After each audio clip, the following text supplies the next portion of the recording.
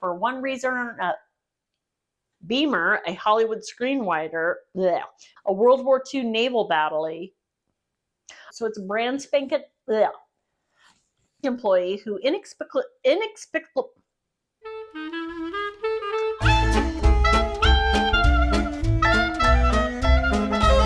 Hello and welcome to another video. My name is Heather, and as always, I'm reading with a vengeance, and I hope you are too. Today, I'm here to talk to you about a book haul, which is not something I do very often, but I realized in one of my previous videos that I made that I have acquired a lot of books since my last book haul, and I owe it to you guys to tell you about them, because Lord knows when I'll ever get a chance to read them. You know, I did the math recently about the average time it takes for me to read a book and how many books I have and how long it would take me to read all the books that I have in my current possession. It is depressing to realize that I don't have enough time in my lifetime to read all the books that are currently in my possession. But I'm going to give it a good go, and I want to talk to you about some books that have come into my possession for one reason or another. Most of the time, the reason is the fact that I work at a bookstore, an amazing bookstore called E. Shaver Booksellers in downtown Savannah. It's been around for 50 years. It is a wonderful bookstore. It's got shop cats. It's amazing. If you ever find yourself in Savannah, please make time to go to E. Shaver Booksellers. You won't regret it. It's an absolutely adorable bookshop. And if you do come say hi to me. Anyways, without further ado, let's talk about just a small fraction of books that have come into my possession recently. So the first one I'm going to talk to you about, this one is super exciting. So when you work at a bookstore, people, publishers, agents, they send ARCs all of the time to everybody who works there for one reason or another and say, hey, I think you would really like this book. Would you mind reading it and reviewing it? And one of the books that was sent to one of my coworkers was not really a book for her, but she told our manager about it, who knows that it is a book more geared to me. And I was super excited about well, I'll just tell you about it. The first book that I acquired was A Proof of Want by Gillian Anderson. This is a collection of anonymous letters written about women's secret fantasies. They're written in a way that you would write something if you know that you're going to be anonymous, right? If nobody knows who you are, you're a little bit more open about it, right? Anyways, I heard about this book at the Women's Prize for Fiction live show just this past June. Jillian wasn't there, but she had her people there, and there was a booth. She was kind of promoting her book, and I'm super excited about it. And I got a tote bag, really, really cute. But I thought the idea behind this book was very intriguing. It's a collection of sexual fantasies from women around the world. It's a revelatory, sensational, and game-changing exploration of women's sexuality that asks and answers, how do women feel about sex when they have the freedom to be totally anonymous? What do you want when no one is watching? What do you want when the lights are off? What do you want when you are anonymous? When we talk about sex, we talk about womanhood and motherhood, infidelity and exploitation, consent and respect, fairness and egalitarianism, love and hate, pleasure and pain. And yet for many reasons, some complicated, some not, so many of us don't talk about it. Our deepest, most intimate fears and fantasies remain locked away inside of us until someone comes along with the key. Here's the key. In this generation-defining book, Gillian Anderson collects and introduces the anonymous letters of hundreds of self-identifying women from around the world, along with her own anonymous letter.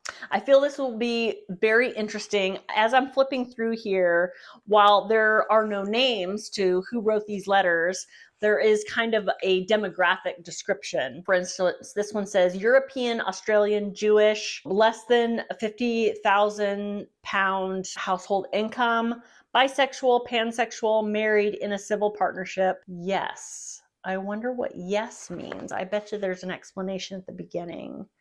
So each of them ends with either yes or no. Interesting. What does that mean?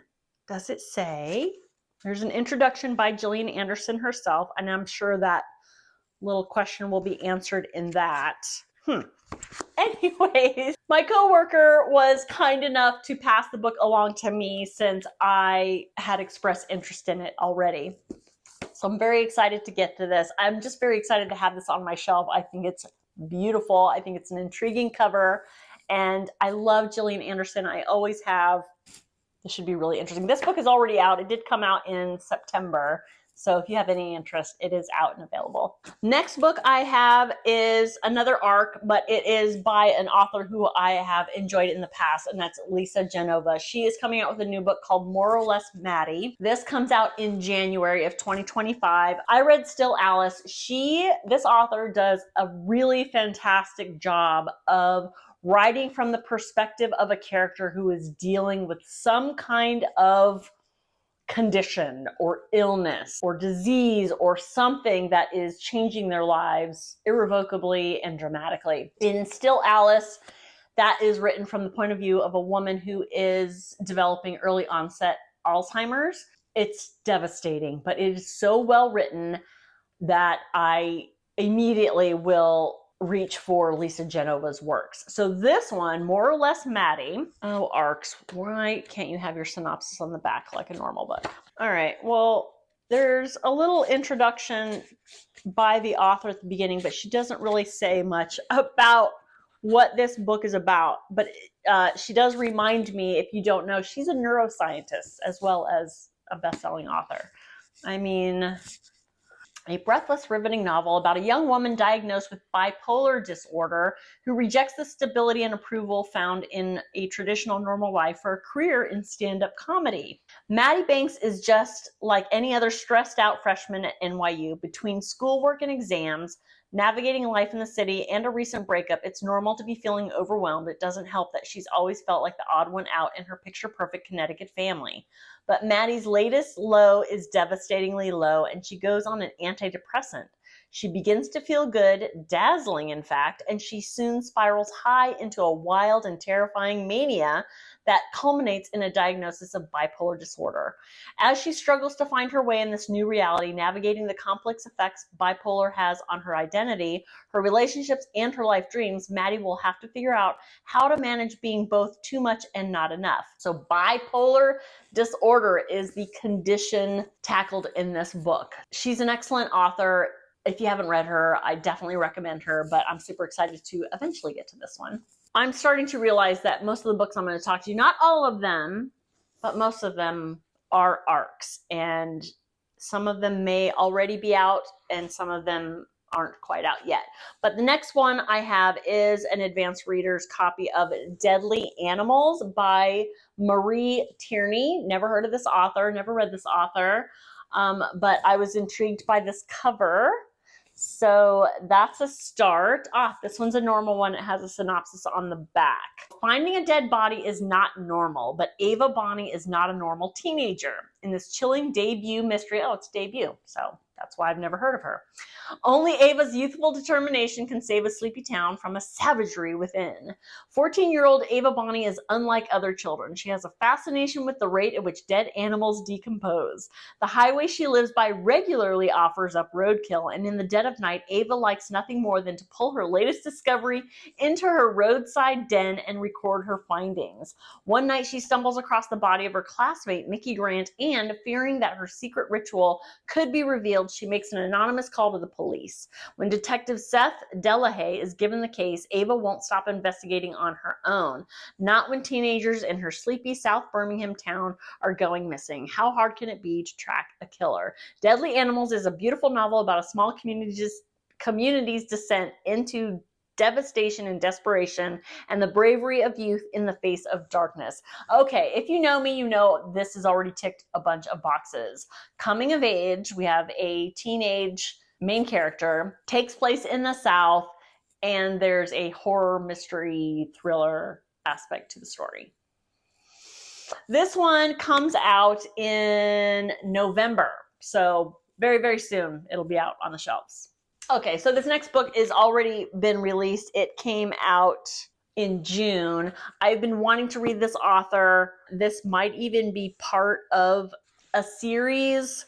I know it's the same world. It might even be the same characters of Northern Spy. The book I'm talking about is Trust Her by Flynn Barry. She is an Irish author and her stories take place in, I believe, Northern Ireland. Two sisters find they can't outrun their past in the riveting new thriller. 3 years after they narrowly escaped the IRA's worst punishment for informing, Northern Irish sisters Tessa and Marion Daly have built a new life in Dublin with their young children. Though Tessa is haunted by the abrupt and violent end to her old life, she does her best to immerse herself in the joys of Finn's childhood and the rhythms of her new job at the Irish Observer. It's a small island, though, and just as quickly as they disappeared, figures from the sisters' past surface to drag them back into the conflict. Tessa is told she must track down her old handler from MI5, Eamon, and attempt to turn him into an IRA informant or lose everything. Tessa's reunion with Eamon revives a host of feelings she has long attempted to bury. As the relationship intensifies and the pressure mounts, long-held secrets rise to the surface, and Tessa must navigate a treacherous landscape of shifting loyalties, all which while trying to protect her beloved son. Do I need to read Northern Spy before I read this? I do want to read Northern Spy. I have wanted to read it for the longest time, but I don't have Northern Spy in my possession. I have Trust Her. But I just get the feeling that you don't necessarily have to read them in order, but I don't know, you tell me. If you've read them, please let me know. I really want to read this author. I would love to know your thoughts on this author if you have any. I might have talked about this next one in one of my videos of new books that I'm excited to be released. So forgive me if this is a repeat, but this one turned up in the damage boxes at work. So I got to take this one home and I really am intrigued by this one. So this is Long Island Compromise by Taffy Brodesser-Akner, best-selling author of Fleischman is in Trouble, which I have heard of, and they made a show on that. This is just literary fiction, but it really has an intriguing premise. In 1980, so it takes place in the 80s, I'm already intrigued, a wealthy businessman named Carl Fletcher is kidnapped from his driveway, brutalized, and held for ransom. He is returned to his wife and kids less than a week later, only slightly the worse, and the family moves on with their lives, resuming their prized places in the saga of the American dream, comforted in the realization that though their money may have been what endangered them, it is also what assured their safety. But now, nearly 40 years later, it's clear that perhaps nobody ever got over anything after all. Carl has spent the ensuing years seeking closure to the matter of his kidnapping, while his wife Ruth has spent her potential protecting her husband's emotional health. Their 3 grown children aren't doing much better. Nathan's chronic fear won't allow him to advance at his law firm. Beamer, a Hollywood screenwriter, will consume anything, substance, foodstuff, women, in order to numb his own perpetual terror, and Jenny has spent her life so bent on proving that she's not a product of her family's pathology that she has come to define it. As they hover at the precipice of a different kind of survival, they learn that the family fortune has dwindled to just about nothing, and they must face desperate questions about how much their wealth has played a part in their lives' successes and failures. So this is the kind of literary fiction I freaking live for. You have one defining moment, an event, something that happens, and then you spend the whole rest of the book through years of different characters' reaction and their life as it relates to that original event. I really, really have high hopes for this. It's not a small one. It's almost 450 pages. That kind of makes me hesitate a little bit, but I have it in hand now and I hope to get to it soon. Famous last words. This next one is another arc, but this book has come out. This book came out in July. And this is The Very Long, Very Strange Life of Isaac Dahl by Bart Yates. The back says 12 chapters, 12 moments in a life. In a story both sweeping and exquisitely intimate, award-winning author Bart Yates blends historical fact and fiction into a surprising, thought-provoking saga spanning 12 significant days across nearly 100 years in the life of a single man, from an avalanche in 1926 Utah, a World War II naval battle, Mississippi civil rights protests, 2014's South Napa earthquake, to the height of the 1980s AIDS epidemic, and more. There's no such thing as an ordinary life. This is only 230 pages. Should be easy to get to. It just sounded intriguing, a unique way to tell a story. And so that's why I grabbed it off the ARC shelf. So I'm looking forward to this one. What's next? This one was given to me by my manager at work, who's also kind of my work bestie, and we have gotten to be pretty good friends outside of work, and I'm super thrilled about that. But anyways, she read this. This ARC was sent to her specifically. She read it. She found it very interesting. She kind of was mysterious about what she liked or didn't like about it. She just kind of gave it to me and say, read this, tell me what you think. So I'm intrigued. It's got a beautiful cover. It's called Sweet Fury. It's by Sash Biscoff. I'm not sure. It says Fates and Furies meets the Silent Patient. When movie star Lilla Crane and her film director fiance embark on a feminist blockbuster, but in doing so, she finds herself the victim of a deadly game of revenge in which everyone on screen and off is playing a part. Lila Crane is America's sweetheart. She's generous and kind, gorgeous and magnetic. She and her fiance, visionary filmmaker Kurt Royal, have settled into a stunning new West Village apartment and are set to begin filming their feminist adaptation of F. Scott Fitzgerald's Tender is the Night. To prepare for the leading role, Lila begins working with charming and accomplished therapist Jonah Gabriel to dig into the trauma of her past. Soon, Lila's impeccably manicured life begins to unravel on the therapy couch, and Jonah is just the man to pick up the pieces. But everyone has a secret, and no one is quite who they seem. A twisty, thought-provoking novel of construction and deconstruction in conversation with the works of F. Scott Fitzgerald and told through the lens of the film industry, Sweet Fury is an incisive and bold critique of America's deep-rooted misogyny. Fascinating. I hope to get to this soon, only because it was specifically handed to me by a friend and a coworker, specifically a coworker who works in the book industry. So I kind of almost have a duty to read this much sooner rather than any later. Oh, finally, a book that I actually purchased. And I purchased this because I have read a Lou Berney book and I really enjoyed it. And so I wanted to read something else. And it turns out we had this one on the shelves. And this one is called The Long and Faraway Gone. The Lou Berney book that I read, which one was it? November Road. Very much enjoyed November Road. So this one, I really like this cover too. It's got a Ferris wheel on it. In the summer of 1986, another 80s book, two tragedies rocked Oklahoma City. 6 movie theater employees were brutally killed in an armed robbery. Then a teenage girl vanished from the annual state fair. Neither crime was ever solved.